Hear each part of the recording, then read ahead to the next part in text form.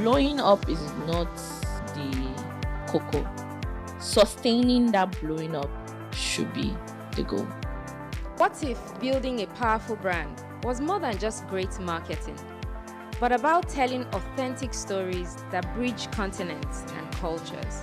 When you're thinking about sustainability and growth of a business, you cannot focus on your local market alone. Dr. Yetty Ogunnubi, through her leadership at YD Company and Fashion Evil, has revolutionized brand management and public relations. A lot of young people want to blow rather than running a sustainable business. I think journey to success is a long one. You'll discover how Dr. Yetty's creativity, branding expertise, and passion for mentorship have empowered countless professionals across industry. You understand the value your brand is bringing. Because other people are doing the same thing doesn't mean that you won't excel and have a sustainable business.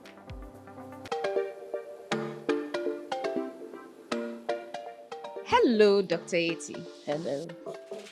How did growing up in the renowned K. Natha artistic family, how has it shaped your perspective on branding? I would say that coming from an arts background, that was my first insight into being creative. I have 3 brothers. Both my parents are artists, like studio designers, music designers. My brothers were involved in the arts my dad was doing. They would help him in terms of cutting out designs to form mosaic for swimming pools and stuff like that. At the later part of my early childhood, I told my parents I wanted to go to boarding house, and I was known as an efiko. I remember my mom used to own a sewing machine. Okay. And I would normally cut old curtains and sometimes new curtains and use the sewing machine to make clothes for my dolls. Then when I went to boarding house, my principal felt like I would do better in science class. Okay. Because you were brilliant. Because I'm very competitive when it comes to I see. Yeah, she insisted that I go to science class. Then my dad came one day and said to me that because I'm a girl doesn't mean I shouldn't be interested in the business of art as well. So that meant me trying to please my dad. So whilst everybody was taking maybe 10 classes in science, I had to take 12 because I had fine art as one of my subjects in school. Which was odd because most science students wouldn't do anything. Art, yes. Oh, interesting. Yes, so it meant I had to do that. School accepted that? Yes, they did. Because it was a cross between what my principal wanted and what my dad wanted. That's interestingly weird. Oh, yes. So it meant as well that I failed out of my classes. I failed Yoruba. The only course I literally F9. Whereas everything else I would be. Interesting. That was because I took more interest in the arts class, and as well as because I'm so competitive, I'm always wanting To first, be on top on both. or on both. Interesting. But after he made that comment, anytime I come back home from boarding house, I tried my best to get more involved in the art. I started sketching. I started doing greeting cards, like giant greeting cards. My dad's friend would pay me to make greeting cards. Oh, wow. How old were you then? I was maybe like 12. Then I took it to boarding house, Valentine's period, Christmas period, when people would give themselves greeting cards. I'll design greeting cards and sell it. Very much from a young age, I've been interested in creativity, literally. So just because you grew up in a house where your dad and mom were already creatives, Yes. so it opened you up into that world a lot earlier compared to your classmates at Yes. the time. Do you think it influenced how open-minded or how I was. exposed? Yeah. Definitely he did. Couple is Uncle Lemmy. We used to live in the same compound. You're talking about Uncle Lemmy Lemmy Garioko. yeah. So in terms of graphics, there was a lot that I was open to. I also saw myself as a dreamer. I wanted more from life, especially as a young person. You get to watch international documentaries and films, and I was very fascinated about what more is there to what we have in our current environment. When I was in secondary school, I was given the option of either being a head girl or being a social prefect. You must have a very interesting blend in your personality, because usually those who make it to be head girls never get considered for social prefects. Yeah. How? Yes. So I started representing my secondary school in debating and social gatherings. I remember when I got to SS3 and they were meant to announce the prefects and stuff like that. It took them maybe 3 weeks or more that the principal had to call me. I'm still very close with my principal, by the way. Called me to our office. The teacher had two minds as to where I fit in, either as a social prefect or as a head girl. And what do I want? I thought about it. The social prefect had much more in terms of social life than a head girl. I used to do fashion shows as well during our inter-schools activities. So I just told my principal that I would prefer to be a social prefect because I know I would get to other schools, to represent, meet people, had a lot of schoolmates that were my friends. And I would say I was lucky because I had a lot of opportunities that I could influence.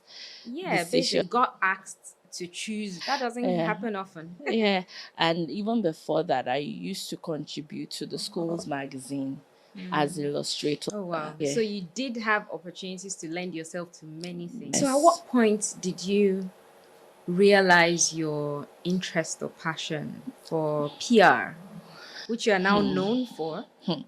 I would say that is very much in the last decade or so.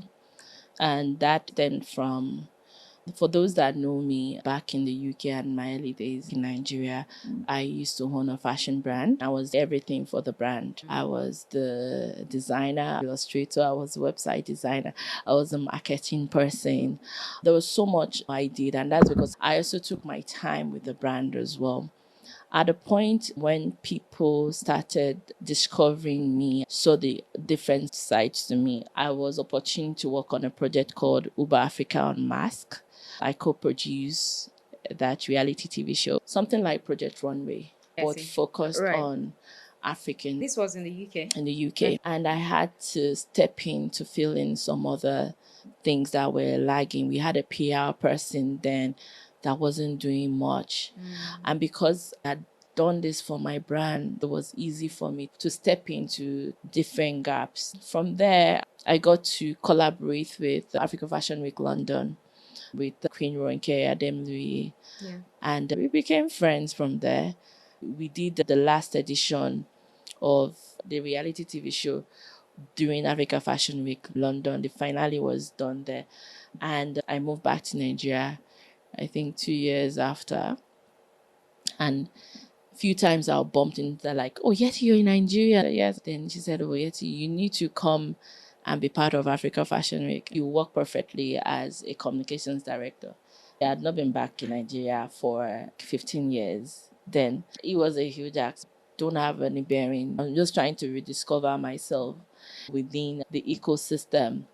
But there was a call she finally made because whilst I was in UK, I contributed to a magazine called Isaac Outlook. It was specific to the Nigerian embassy. I was in charge of the fashion editorials, art and music. I got a couple of my friends involved as well. It was at the meeting we were having in London that she called me that, oh, everybody's talking about you.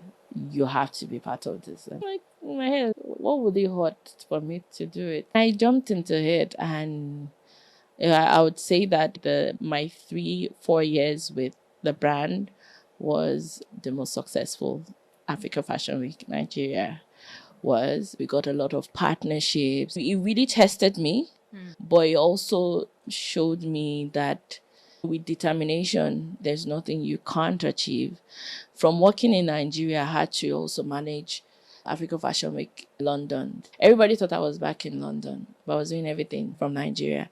And that's because I have my connection in London as well. So it was easy for me to navigate, and there wasn't a need for me to travel. That's very interesting, especially the part where you were new to the country, then you got a job to be the communications director. You need to understand the space, you need to know the people you're speaking to.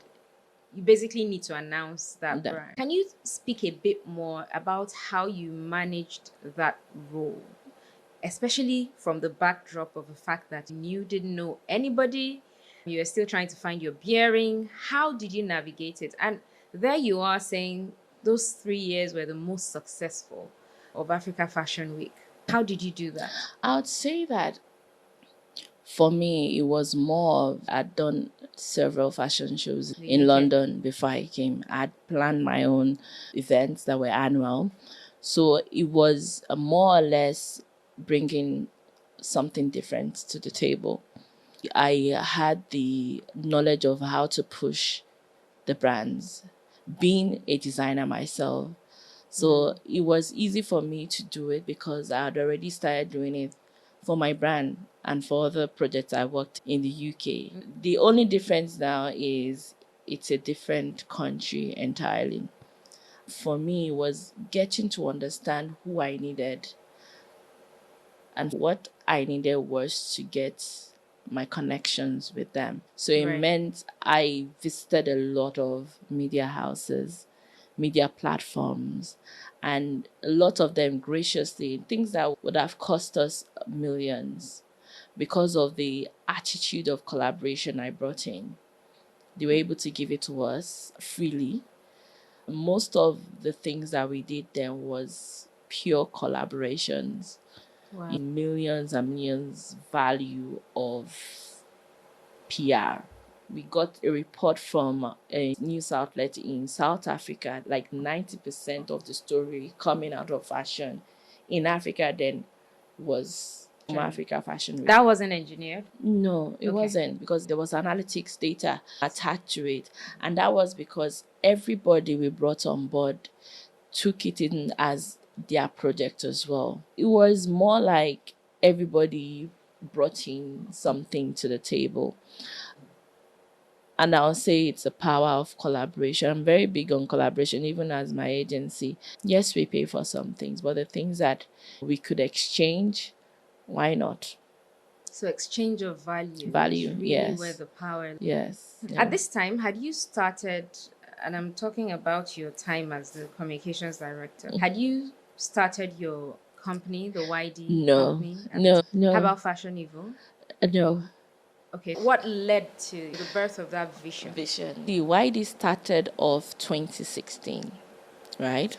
From the second year of my participation with Africa Fashion Week, I started getting calls from designers for me to represent them or brand them and stuff like that.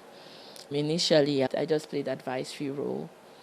And from there, end of 2015, somebody said, why don't you have an agency?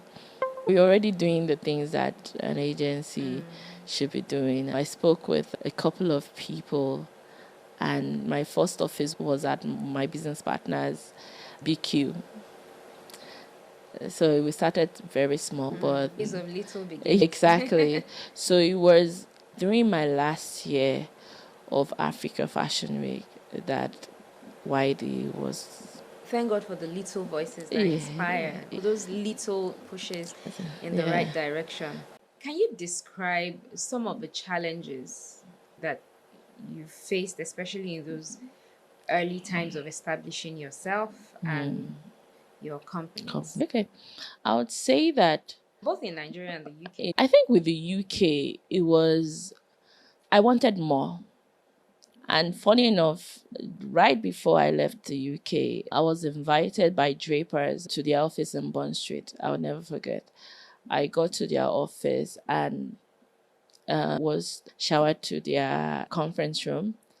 And on the screen there was everything about my brand. Very interesting. So that would have been a moment for me not to come to Nigeria. They had everything about my brand, my fashion label, and they said they have been following my brand as an African but colorful contemporary brand. They had seen my website and they said it seemed that not living within my full bloom, meaning I could do more, but I was undervaluing my brand. They could see my potential and wanted to manage me as a brand to getting me to that international platform. They gave me an offer and I said, you know what, I'm going to Nigeria for a period of time. When I come back, we'll sit on the table and have this conversation again. For me, that was almost at the peak of me getting to another stage of my career as a fashion designer in the UK. For a long time, I felt like maybe I threw it away. I was going to ask you, why did you let that offer slide? At that time, I was very sure that God wanted me to move back to Nigeria. That was one of the offers I got towards me leaving London. But I had asked God that I wanted some certain things to happen. Then He would give me an assurance that I'm meant to come to Nigeria. And I'm glad. I never regret moving back to Nigeria. It was tough in the beginning, coming from a place that is more structured. I am big on processes. I came back to Nigeria and it was more like I was having to start all over again. The initial 6 months was okay, I was living like I came on holiday. Then it dawned on me a year to the gosh, I am actually back in Nigeria. It was quite frustrating in the beginning. In fact, the first 3 years was quite frustrating. But when you think about it, there are a lot of people that have never left the shores of this country and are doing extremely well. So what could be my own problem? The challenges I would say I'd face would be initially starting off a new career, because before I was a fashion designer, I moved into communication. So was that a deliberate thing or it happened? Found yourself there? Yeah. So at the time you decided that you wanted to come to Nigeria, was it your intention that you were still going to continue the YD label here? Absolutely. Was there no way that the offer you had for management could still be extended even if your production was done here? I'm just trying to get an understanding of why you felt you could let that deal slide, even if you were still coming. It was just a geographical location change. I don't think so. The way international platform sees, then when I'm talking about 2013, 2012, we're not as connected as we're not as connected as we are now. In fact, I did my label for at least 6 to 8 months in Nigeria. I was still shipping outside the country, but it was a tedious process. What normally in the UK would have taken me 2 to 3 days to do became something that would take me maybe a month to deliver. Like what? In terms of when you're sending clothes and stuff like that. Oh, you're talking about the delivery, the logistics that comes with delivery. Yeah. Apart from the logistics as well, it's also the quality control when it comes to these things. Right. Do you understand? When you're delivering to places, I've had meetings with buyers, then my clothes, my stuff were almost at those points then, but it also requires a lot of manpower because they don't just order 1 pieces or 2 pieces. They have a lot of outlets that you need to service. Would I have been able to do that in Nigeria? So at the time you were in the UK, you were already speaking with buyers that wanted to stock you in store. Had your production moved beyond just you doing stuff? Did you have like a factory system? Yes, I started my last few collections were done in India. We sold out of those. Whatever I put my mind into, I wanted it to be done. Either I'm in it or I'm not. At the point that I was coming back to Nigeria, I wasn't aware of how things would turn out. Even 2 years after that, I still got a lot of offers to do stuff in the UK, in Scotland as well. But it's important for me. I'm not a church going person, but I'm very spiritual in terms of knowing the direction I'm meant to take. I believe where I am right now with the agency and birthing Fashion Evil is where I'm meant. In the beginning, I probably had some regrets, but in the last 4 years, I believe my journey is in the right direction. What I've done with Fashion Evil, which we started in 2020, was similar to what I was doing with Yetty D. Okay. Yeah. Yetty D had two faces in the UK. We had the Yetty D, the brand, and Yetty D, the platform, where we had fashion shows, give platforms to African designers. That for me is where my passion is. I'm always going to be a creative, but I know the issues that other people face, similar to what I do with PR as well. I understand the visibility, the issues that SMEs or brands face, and I'm good at curating. So I think I'm best served making things happen for other people. I know that this thing is going to turn full circle at some point, right? Where I'm able to express myself even as a designer. 2 years ago, I did a collaboration with Morino. We designed a bag, my concept, everything, fabric sourcing, and curated a bespoke limited piece, which I think we're bringing back before the year runs out. There are so many other ways to express myself than where I started from. Does that answer your question? Yes, it Or does. not? And I think you've also spoken to the fact that over the years, you've come to realize your passion lies more in building or creating platforms for other people to thrive, just based off the experiences that you have gone through, either as a designer or as a business owner. And it's what you're currently doing, YD company, and also with Fashion Evil. So it's almost as if you did all of those things to better understand how to serve with what you're doing currently. Yeah. So seeing that you've had, how long have you been in Nigeria now? I think going to 13 years. 13 years, okay. Yes. And you were in the UK for about 15? Yes. So you have almost equal balance.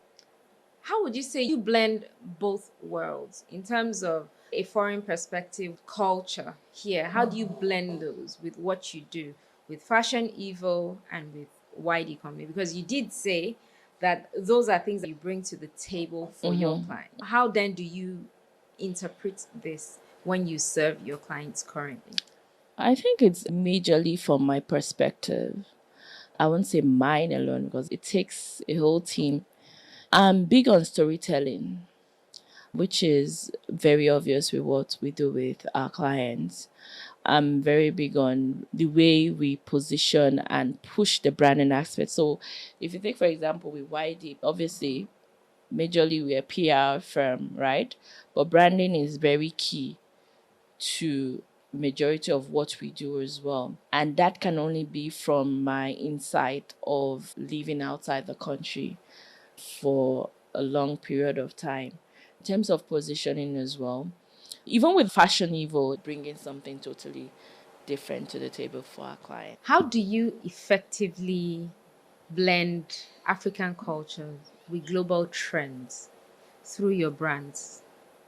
I would say the African element is always going to be the basis, right? Especially because you're telling African stories. In terms of the global trends, yes, we follow global trends, but from a perspective of how do we push the brands on an international platform?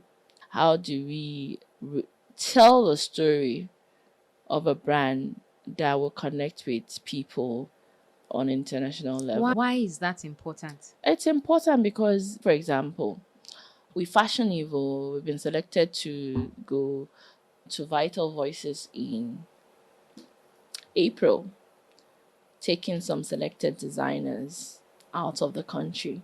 The idea is this: how do we position brands? We have amazing talent in Nigeria, creatives doing exceptionally well. How do they earn foreign currency? What is the sustainability goals? Yes, you can service your community, but what's the next level?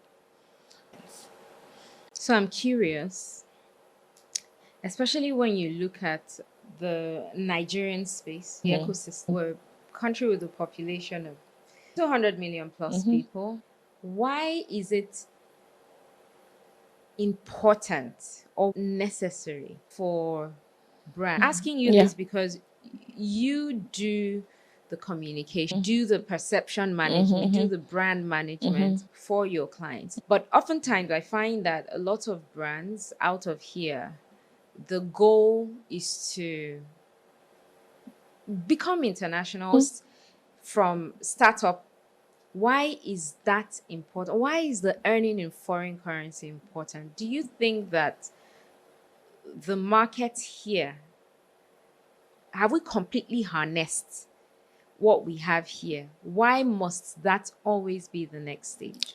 When you're thinking about sustainability and growth of a business, you cannot focus on your local market alone. Yes, your local market is probably your primary goal. Oftentimes, when you're thinking about the cost of running a business, how do you maintain it? Where do you see yourself? Also relying on the organization's vision. I'll give you an ideology from my own brand. The reason why I've created my brand or I'm passionate about my brand is also the impact that I want it to have. It's not just a small business I'm trying to grow, a business that is globally recognized. Yes, we have the population in Nigeria, but outside of Nigeria, you also want to be known. You also want to be seen as a thought leader within your own space. We both live in Nigeria right now. The money you're earning versus what you're spending daily are totally different things.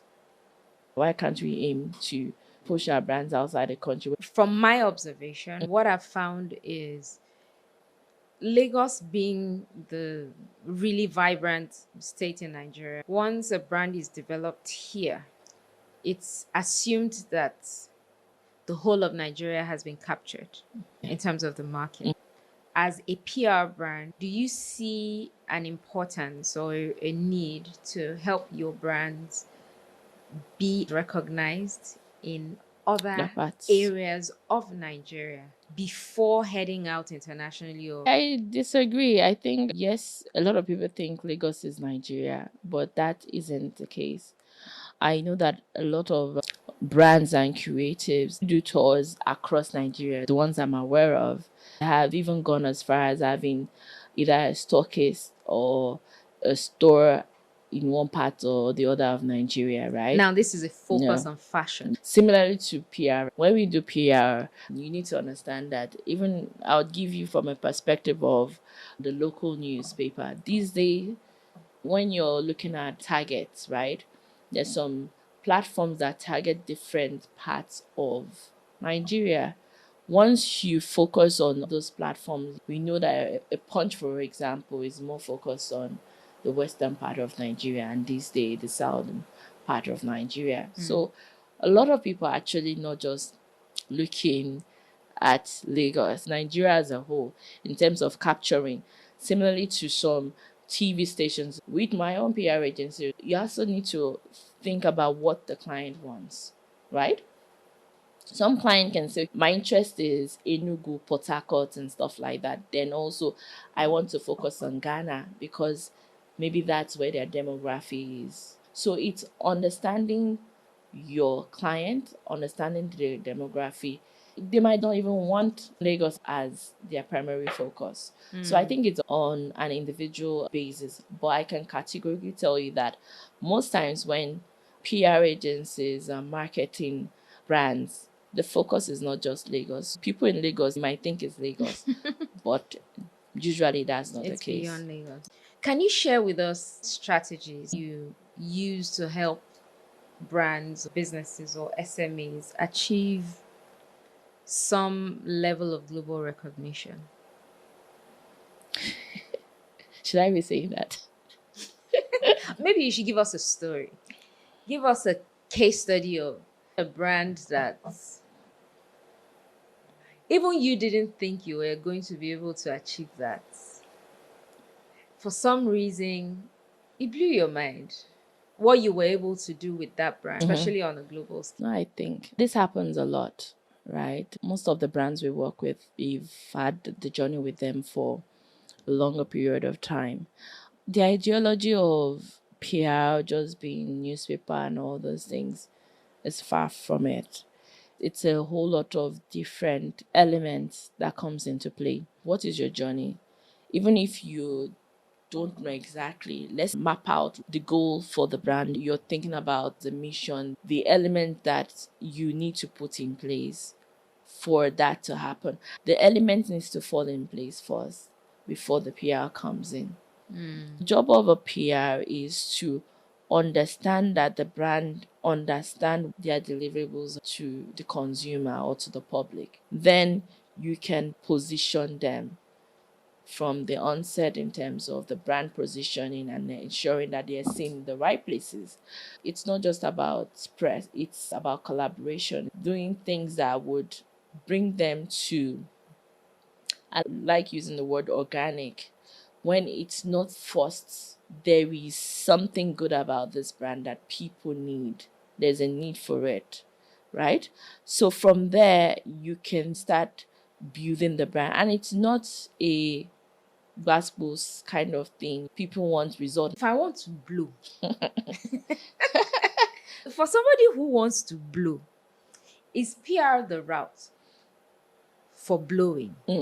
You said earlier where you talked about you can't just wake up and say you want to do PR. There are certain things that must be in place. Help us understand what are those important things that must be done before you even conceive of the word PR, right? That's a group of people. Then for the group of people who want to blow, is PR the route for them, or they should be considering something completely different? I'm not all about blowing up. I'm all about sustainability. I don't want to be controversial to say that a lot of young people want to blow rather than running a sustainable business or either professionally or personally. I think journey to success is a long one. Sometimes, yeah, you could stumble and blow up. I am aware of some stories of people that have blown. Just woke up and blew. Yeah. Trace it back 2-3 years later. We have a lot of stories that is very obvious on news platform that they're vanished. You don't hear anything about them. Some people have been able to make a success of it, but majority of they fizzled out because there is no plan. With PR, there is a plan, the timeline. It's meant to be organic, but it's also strategic. Where is the vision? Yes, you want to blow. When you blow, yes, what then happens afterwards? So blowing up is not the cocoa. It shouldn't be the goal. Sustaining that blowing up should be the goal. Do you sustain? How do you make a living 5, 6, 7, 8 years down the line? There's a lot of case studies. I don't want to be specific, but if we start... You can tell us stories without mentioning names, actual names of the brand. It would be helpful. If I hear you, what you're saying is blowing up shouldn't be the objective. Yeah. But sustaining that... In short, it's not to blow. It is to continue to blow. Yeah. Amazing. Yeah, that is the goal, and that's where PR comes in. You have some funds, and of course, a lot of strings can be pulled, and you get the hype within that period. What then happens afterwards?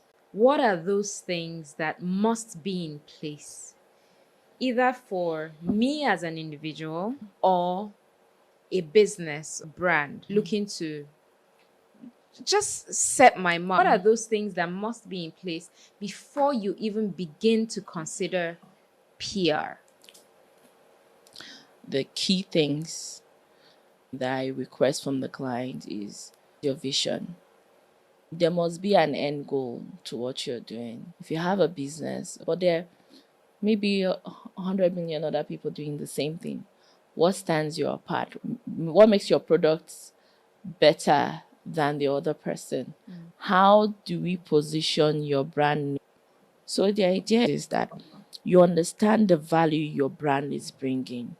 Because other people are doing the same thing doesn't mean that you won't excel and have a sustainable business. But what are the key things I need to do to make that happen? That is your own primary job. The PR job is to amplify what you've brought together and ensure that the right demography sees it. It is your job to ensure that when PR does its job, you're able to provide what I said that you can deliver on. You gain the trust of the people. They consider your brand as a trusted brand.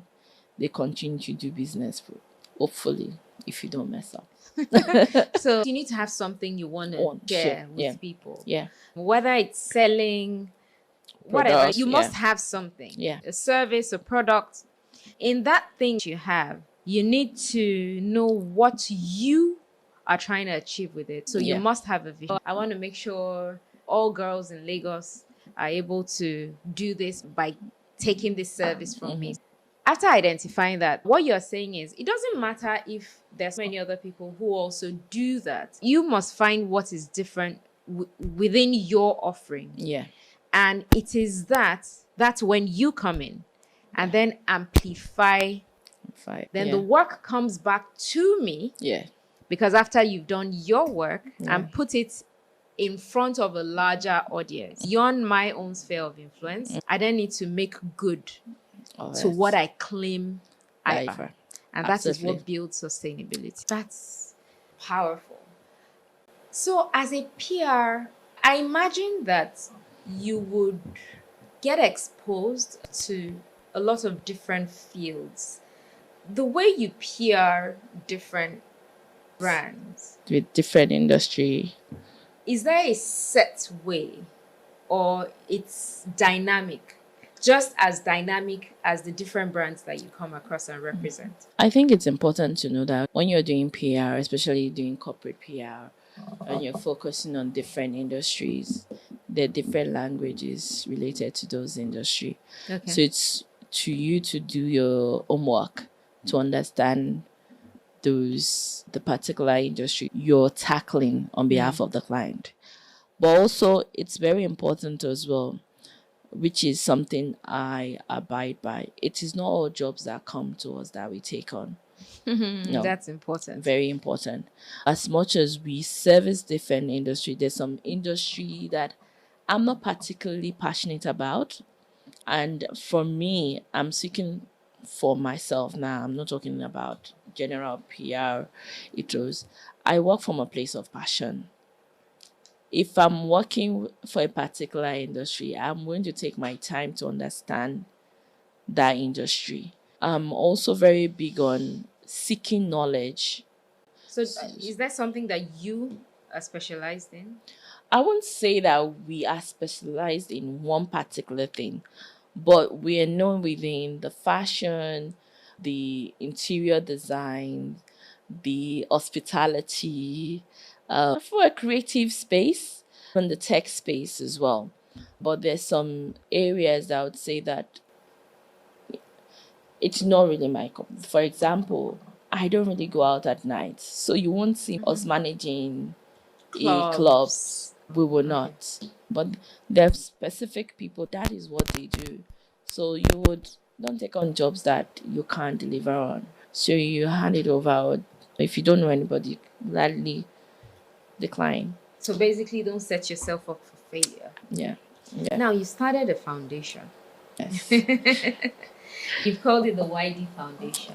It's not launched yet. Oh, it's not launched. Yeah, okay. so should we just move on? We should. No. Look into it. Oh, officially. Okay. So I would say. Just tell us what inspired you. What has inspired you? Okay. So over the years, I've always been giving back, but not officially. I'm also looking at something that will live long after me. That sustainability thing where unofficially I do this, I pay for people's school fees, I do all those things. But if I want to do things in a way that even if I'm not around, it will continue. My passion, what I really want in terms of supporting people would go on. So, how do you see supporting people? Let's use our Nigerian term. Do you see it more from a giveaway or mentorship? I'm not big on giveaways. When I talk about giveaway, I'm talking about all those things they do on social media. I'm not big on it. I'm very big on, yes, supporting people when they need, yes. Especially for the youth. I'm very big on those. I do mentorship a lot. I actually make myself available through different platforms. And within our agency, in a year, we take at least 2 to 3 interns that the paid internships. And I know I've done mentorship for the likes of Academy for Women Entrepreneur, for Leap Africa, to name a few. Comms Avenue related to my industry. I've made myself available. There's no point. God has given you knowledge. You have to pass it on. A lot of our young people need nurturing. And when you see people that are serious, don't have the know-how, if you can support them, why not? I prefer to use my time wisely in those areas. Mentorship is one thing. Also, giving back is a lot as well. Supporting people that are in need, that circumstances you can't really. I think before I moved back years ago, I would have said I was a bit a judgmental person. But having lived in Nigeria, seeing things from different perspective, you understand that some people actually do try their best. But it is what it is. So if you can help. So, what are the qualities you look for in people that you mentor or you would want to mentor? I think it's passion. Passion is one thing. Someone that is dedicated as well. Because there's no point mentoring people that won't have the time. If I can create time for you, then you better make sure that you put in the work as well. The reason why somebody needs mentorship as well is to grow. So the other areas, they don't really matter. But if you're dedicated, you're disciplined, you will create that time. You will be the one running after me to ensure that I create time for you. Sometimes in Nigeria nowadays, you'll be the one following up. How easy is it to find the right type of condition within people to mentor and groom them, especially given what we have today? I don't think there can be any. You can only just be hopeful that people will take the time and the resources that you've dedicated to them. They would make the best use of it. I think before, I'm always very apprehensive of my time being wasted. But in the last couple of years, my job is to do my own bit. And leave the rest. You can only be accountable for yourself. So if you put it into someone and they don't make the best use of it, I'm not going to cry over it. But the success is when you see other people do well from passing through you. Those are the ones that gives you that encouragement to keep doing it. There are success stories. You can't read people. You can only hope and pray that they understand the value that you've brought in and given to them. So, what has been your biggest lesson so far? My biggest lesson so far is to be at peace with myself. I think for a long time, I'm one of those people that I want to control the things around me. I'll take on things. Oh, you can't do this, I'll do it. You're taking time, I'll do it. But at some point, maybe when I turn 40, I come to the realization that for me to have a long life, I pray to God that I do. I must be at peace at myself. Do what I can do and leave everything else to fall in place. And that has been your philosophy with work, with life, with people. With people. Be at peace. Do good. You do your own bit. Whatever needs to happen will happen. What's the most impactful PR campaign you've ever executed?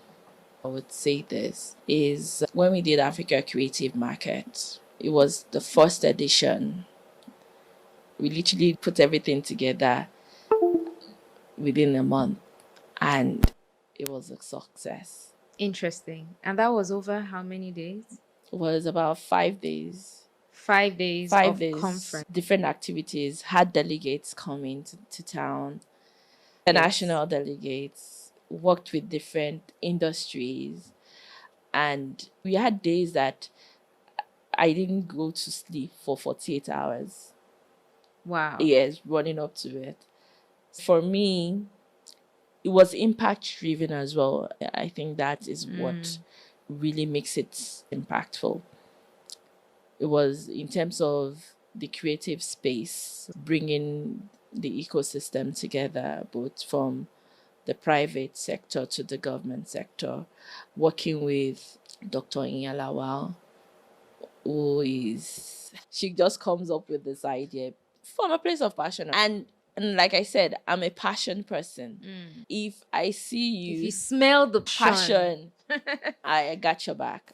We need to make it happen, we'll make it happen. And for me, that has been the story of this particular project. And to see how it has grown over the years, especially last year, the people that we brought together, that we collaborated with, the impact as well. We still get messages. It's not just about the event, the 4 or 5 days event. It's the aftermath of it, the success stories around it. So that for me is one of the most impactful. One of the most. Fantastic. Describe your entrepreneurial journey using one Nigerian slang. Coeasy. That's the slang, right? Yeah. Coeasy. Coeasy, rara. But I'm pushing. What's the best piece of professional advice you've received? I think this is from my dad growing up. His brand is similar to mine in the sense that for everything he does, he puts a signature on it. So the buildings and structures that is designed, you would always see the signature of Canaan. My dad would always say that whatever you put your name into, always give it the best. There is nowhere that YD will do PR and you will not see a logo on it. For me, it says that I am proud that my brand is part of this event and we're giving it our all to make it happen. It's better not to do it at all. If you have decided to do it, you better give it your all. Complete the sentence. In Nigeria, if you don't dash, you won't survive. If you don't labor, you won't survive. But some people survive without laboring in Nigeria. The soft life gang. The soft life gang, yes. If you don't hustle, you can't survive. I agree with if that. You are not born with silver spoon, you gotta hustle. Even silver spoon self is hustling. Some people have the inheritance, so they don't really need to hustle. But for those that they want to get to the top, you gotta hustle. Amen. Do you have a brand that inspires you? Well, I think in brand that inspires me, maybe as a PR comms person, would be Insight Communication. The sustainability that they've had, the fact that I actually always pray that my brand would live long like that, more surpass it. So I think kudos to the founders of Insight Communication. Yeah. They've been here for a very long time. And you can see that they're moving with the time. Yeah. I want to ask you some things from our last guest. Okay. So I'm going to ask you to describe a word. We call it the one-word challenge. I want you to express that word in your own opinion or how you see it. And the word from our last guest is precision. Attention to detail. Being precise. I'm one person that I love processes. And I feel like for you to get the right result, precision is quite key. It's something that I constantly preach to my team that we have to have. Even if you don't get it 100%, but because you've taken the time to ensure that you're looking at the fine details and stuff like that. Even if you don't get 100%, you will at least get 80%. So you shoot for the moon, then you can fall somewhere between the stars. Yeah, and if you're lucky, you get to the moon. Our last guest also has a question for you. The question is, if we are to move forward as a country, what behavior should we imbibe to change the way we are seen? And it's so interesting that you're a PR person. I love this. The word I'll use is ownership. We easily point fingers and don't take ownership we all have our responsibility to making the country great, right? There's some things we can't control, but the little we can do, let's do it. Ownership, and then from there, we can also see how we tell the story of Nigeria. People think outside the country is way better, and that's because we don't tell the stories. Most country tell good stories about their country. They never talk about the bad things that happen. But in our case, we push the wrong narrative. We push the saddest news out. Whereas there are a lot of good things happening within our country as well. And until we start telling good narratives about the country, we're never going to get to that point where people see Nigeria as a positive place to be. Interesting. Right? Why do you think that is? Why do you think we're quick to say the negative? Okay, I'd say my coming back to Nigeria over 13 years ago is power of storytelling. Before then, the most news that you will hear out of Nigeria is bombing here, kidnapping there, which happens in most countries if you go and find out. But what changed my view of Nigeria is this Sunny TV short series, Giddy Up. Wow. Giddy Up gave me, I'm like, so Lagos is like this. Like, literally. So you moved to Nigeria because you watched Giddy Up? Because of Giddy Up.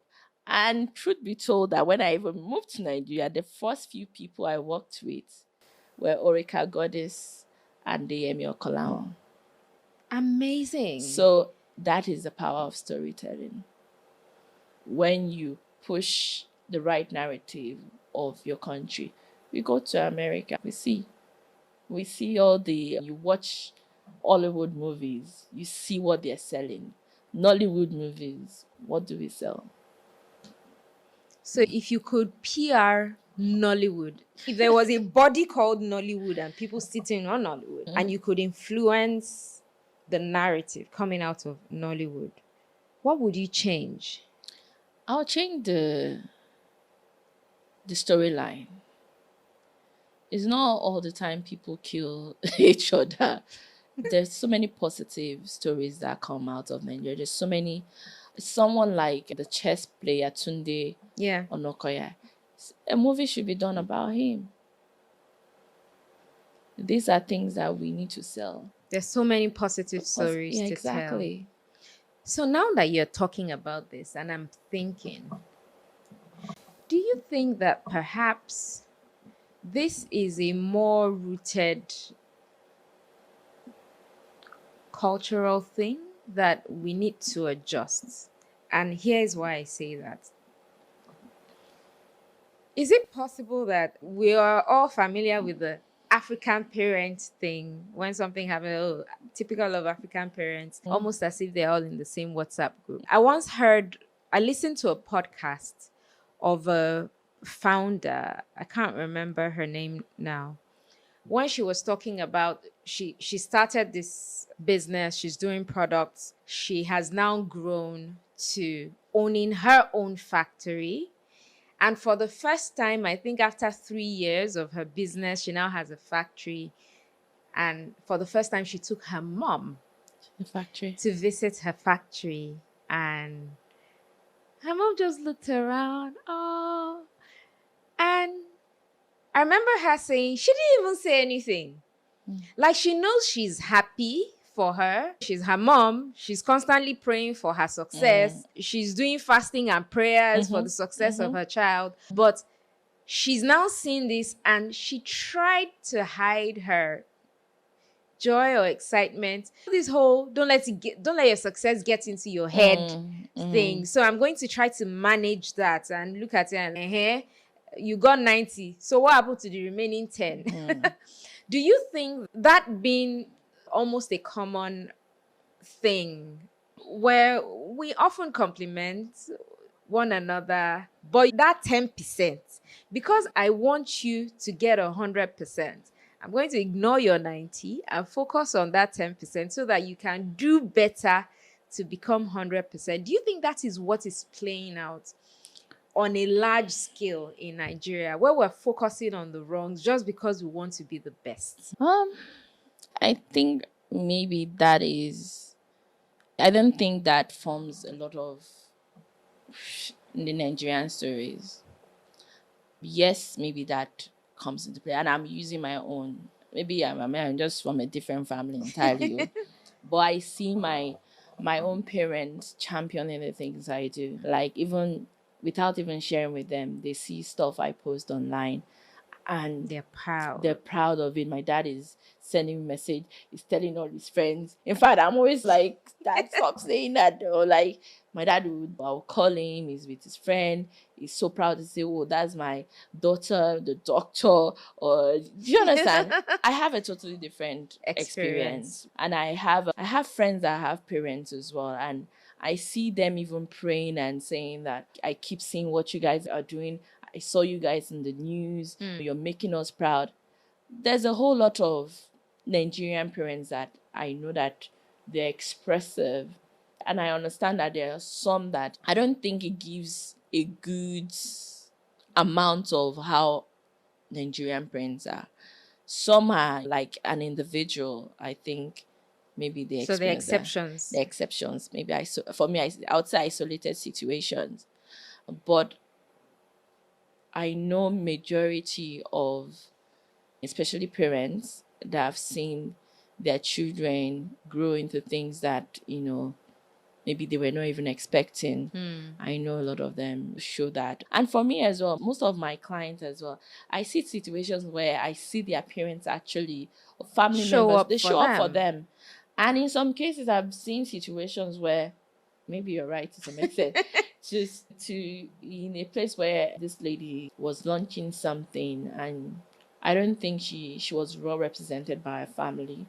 And even a couple of people that came from her family, they didn't even wait till the end.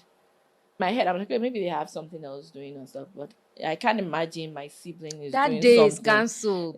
That is my primary focus. Yeah. But I think it's an individual thing. I don't think that actually echoes a lot of people's view on supporting. So generally, in terms of how Nigeria gets perceived, you think that individually as Nigerians, we need to put more effort to telling more positive stories. Yeah. Even when you think about it as well, for social media is something that we have to use as well. I see how Nigerians celebrate each other as well. When people win, we actually rally around. Yes. To, even if we don't know the person, we fans with them, we push success stories like, oh, do you understand? I think we are, in terms of even globally, Nigerians, we celebrate each other. We have a lot of joy to give. Yeah. So we need to extend that joy. Nigeria, to telling that Nigerian stories. We do need to. It's not when they attack us that we defend. Let's start, the gatekeepers, let's start telling good stories that come out of Nigeria. Lastly, I need you to say a phrase in your native language that speaks to your philosophy of life or of business. My Yoruba is not that solid though, but the only word that I remember, like, growing up, and the reason why I'm going to use this word is because anytime I get into trouble, or maybe I fall short in some areas, and if my mom is going to say anything bad to me, or if she wants to catch my attention, she will just say, "Goto Maria sini e fari la Maria si." Do you understand what I mean? Fari la Maria si. Fari la Maria. I understand that. And that's because You love fashion. I love fashion. And in fact, I used to, when I was in boarding house, I used to tell my mom, if you don't dress well, please don't come on my visiting day. Don't come and visit. Literally. And I love to dress. So I was the only girl as well. So I was like a Barbie young little girl. So are you still a fiery Mrs.? I'm a fiery Mrs., but a hardworking fiery Mrs. A hardworking one. Very hardworking. Supporting her fiery lifestyle. Exactly. Fantastic. But my fiery is on a low level. I love to look good, but decently good. Yeah. Profound. Thank you. Thank you so much for coming. Thank you for having me. Thank you so much, Dr. Yetty. Before you go, I'm passing this to you to write a question for our next guest. Any question that you'd like them to answer, and also a word that you'd like them to describe from their own experience or perspective on life. Okay.